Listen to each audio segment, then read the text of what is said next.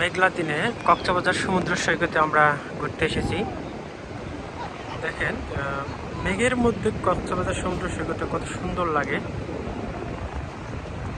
অসাধারণ একটা মুহূর্ত। মেঘলার দিনে সমুদ্র সৈকতে ঘুরতে আসা। অনেক দূরে তাকালেই যে গোলা গোলা দেখা যাচ্ছে, মনে হচ্ছে যে মেঘগুলো সমুদ্র থেকে মাত্রই উঠে লোকালের দিকে যাচ্ছে। আর যেহেতু আজকে অনেক বাতাস, বৃষ্টি স্নাত বিকেল, ঢেউগুলো আজকে অনেক বড় বড় দেখা যাচ্ছে। এত সুন্দর স্নিগ্ধ ঠান্ডা বাতাস, মনটা ভরে যাচ্ছে। মনে হয় ঢেউর সাথে সাথে আমিও দুলে উঠি। একদম সন্ধ্যাবেলায় দেখেন আকাশে আর সমুদ্রের উপরে আকাশের মেঘের টুকরোগুলো কত সুন্দর দেখা যাচ্ছে। অনেক সুন্দর একটা অনুভূতি। আমরা যদি মেঘগুলো দেখি,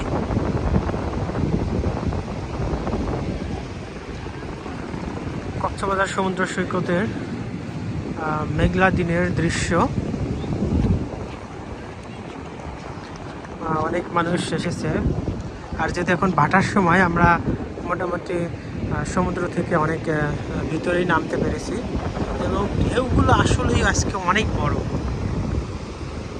এত বড় ঢেউ আসলে সচরাচর দেখা যায় না। অনেক বিশাল বড় বড় ঢেউ। মানুষজন স্পিড বোট নিয়ে ঘুরতেছে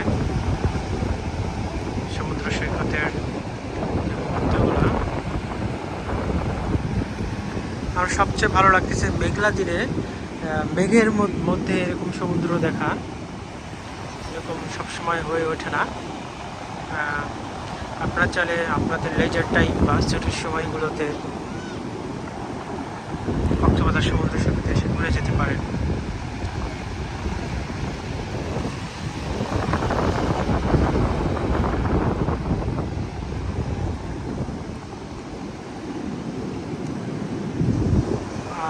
আমি যখন প্রথমে আজকে আসি তখন মনে হচ্ছিল যে একটু দূরে মনে হয় বৃষ্টি হচ্ছে। তো যেহেতু পানি চলে আসতেছে আমার পায়ের কাছে, বেশ সুন্দর লাগতেছে অনুভূতিটা। ঢেউগুলো যদি কাছ থেকে দেখি কেমন দেখা যায়। স্কুল পর্ব অনেক বড় ঢেউ আসতেছে, যে একটা ঢেউ হেড হয়ে আসতেছে অনেক বড়। আর সমুদ্র জোয়ার শুরু হয়ে যাচ্ছে, পানি বেড়ে যাচ্ছে আস্তে আস্তে। আর সমুদ্রে যে এই যে শব্দটা, গর্জনটাই মনটা জুড়িয়ে দেয়। আপনাদের এই মেঘলা আকাশের মেঘলা দিনে কক্সবাজার সমুদ্র সৈকতের যে সিনারিও কত সুন্দর লাগে সেটা আপনারা অবশ্যই আমাকে জানাবেন কমেন্ট করে। ছেলেগুলো ফুটবল নিয়ে খেলতেছে, বেশ মজার। সমুদ্র সৈকতে এটা কিন্তু অন্যরকম একটা ভালো অনুভূতি যে ফুটবল খেলা।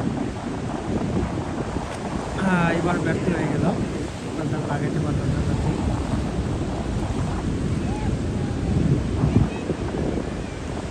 এবার লাগিয়েছে এই বিশাল একটা ঢেউ চলে এসেছে।